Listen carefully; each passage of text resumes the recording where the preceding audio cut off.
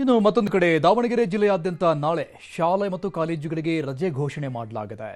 ಶಾಮನೂರು ಶಿವಶಂಕರಪ್ಪನವರ ನಿಧನದ ಹಿನ್ನೆಲೆಯಲ್ಲಿ ಇಂಥದ್ದೊಂದು ನಿರ್ಧಾರವನ್ನು ಮಾಡಲಾಗಿದೆ. ಅವರಿಗೆ ಗೌರವ ಸೂಚಕವಾಗಿ ಶಿವಶಂಕರಪ್ಪನವರ ನಿಧನದ ಹಿನ್ನೆಲೆಯಲ್ಲಿ ರಜೆ ಘೋಷಣೆಯಾಗಿದೆ. ದಾವಣಗೆರೆ ಜಿಲ್ಲೆಗೆ ಮಾತ್ರ. ನ್ಯೂಸ್ 18ಗೆ ಜಿಲ್ಲಾಧಿಕಾರಿ ಹೇಳಿಕೆ ಕೊಟ್ಟಿದ್ದಾರೆ. ವಿಶ್ವವಿದ್ಯಾಲಯಕ್ಕೂ ಕೂಡ ರಜೆ ಇಲ್ಲಿ ಎಕ್ಸಾಮ್ಸ್ಗಳು ನಡೀತಾ ಇತ್ತು, ಅದನ್ನು ಕೂಡ ಈಗ ಪೋಸ್ಟ್ಪೋನ್ ಮಾಡಲಾಗಿದೆ, ಮುಂದೂಡಿಕೆ ಮಾಡಲಾಗಿದೆ. ವಿಶ್ವವಿದ್ಯಾಲಯದ ಒಂದಿಷ್ಟು ಪರೀಕ್ಷೆಗಳನ್ನು ಮುಂದೂಡಿಕೆ ಮಾಡಲಾಗಿದೆ ಅನ್ನುವಂಥ ಮಾಹಿತಿ ಕೂಡ ಸಿಗ್ತಾ ಇದೆ. ಶಾಮನೂರು ಶಿವಶಂಕರಪ್ಪನವರು ದಾವಣಗೆರೆ ಈ ಮಧ್ಯ ಕರ್ನಾಟಕ ಭಾಗದಲ್ಲಿ ತಮ್ಮದೇ ಛಾಪನ್ನ ಹೊಂದಿದ್ದು 6 ಬಾರಿ ಶಾಸಕರಾಗಿ ಅವರು ಸೇವೆ ಸಲ್ಲಿಸಿದ್ದಾರೆ. 1 ಬಾರಿ ಸಂಸದರಾಗಿರುವುದು. ಶಾಮನೂರು ಶಿವಶಂಕರಪ್ಪ ಸಾವಿನ ಸುದ್ದಿ ಕೇಳಿ ಕಣ್ಣೀರಾಗ್ತಾ ಇದ್ದಾರೆ ಪ್ರತಿಯೊಬ್ಬರು ಕೂಡ. ದಾವಣಗೆರೆಯ ಶಾಮನೂರು ಮನೆಗೆ ಅಭಿಮಾನಿಗಳ ದಂಡೆ ಹರಿದು ಬರ್ತಾ ಇದೆ.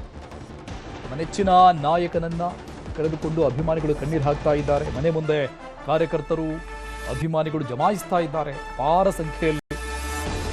ಶಿವಶಂಕರಪ್ಪನವರ ಈ ಸಾವಿನ ಸುದ್ದಿ ಕೇಳಿ ಕಣ್ಣೀರು ಹಾಕ್ತಾ ಇರೋದು ದೃಶ್ಯದಲ್ಲಿ ನೋಡ್ತಾ ಇದ್ವಿ ನಾವು.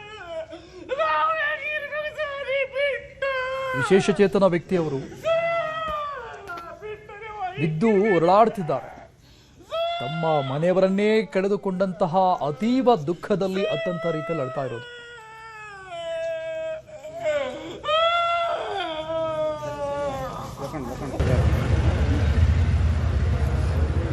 ದಾವಣಗೆರೆ ನಡೆದಾಡೋ ದೇವರು ಅಂದ್ರೆ ತಪ್ಪಾಗಲ್ಲ.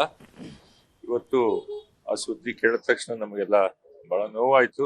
ಬಹಳಷ್ಟು ಕೆಲಸಗಳನ್ನ ಮಾಡ್ತಾ ಬಂದಿರತಕ್ಕಂಥವ್ರು ಇವತ್ತು ನಮ್ ಜೊತೆ ಇಲ್ಲ.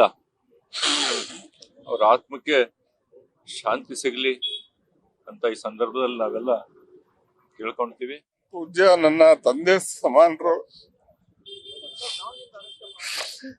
ನಮ್ಮ ರಾಜಕೀಯ ಗುರುಗಳು, ನಮ್ಮ ನಾಯಕರು, ಅವ್ರ ಬಗ್ಗೆ ಹೇಳಕ್ಕೆ ನನ್ನ ಹತ್ರ ಶಬ್ದನಿಲ್ಲ.